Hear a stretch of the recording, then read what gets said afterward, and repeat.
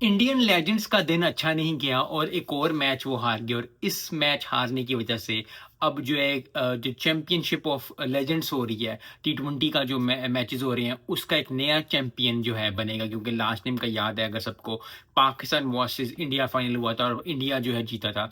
तो अब जो है नया एक चैंपियन देखने को मिलेगा लेजेंड्स का टी20 का। और पाकिस्तान क्वालिफाई कर चुका हुआ है, साउथ अफ्रीका क्वालिफाई कर चुका है, ऑस्ट्रेलिया क्वालिफाई कर चुका है, इंग्लैंड और जो है वेस्ट इंडीज के दरमियान में अब होगा कि कौन क्वालिफाई करता है कौन नहीं करता। तो कल के दिन में परसों के दिन में बात चल जाएगा कौन क्वालिफाई करेगा। आई थिंक इंडिया आउट हो गया है और इंडिया आउट होने के साथ साथ आई थिंक थोड़ा सा मुझे है क्योंकि लास्ट टाइम के चैंपियन अगर इतना अच्छा परफॉर्म ना करें तो फिर लोगों को और फैंस को दुख होता है। और जो लोग क्रिकेट को फॉलो करते हैं, जो लोग इतने अरसे से हर कोई भी चैंपियंस को देखना चाहते हैं, उनको दुख ही होता है। सो आई होप कि आने वाले नेक्स्ट एडिशन में इंडिया कुछ ना कुछ कर पाए, इंडियन लेजेंड्स कुछ ना कुछ कर पाए।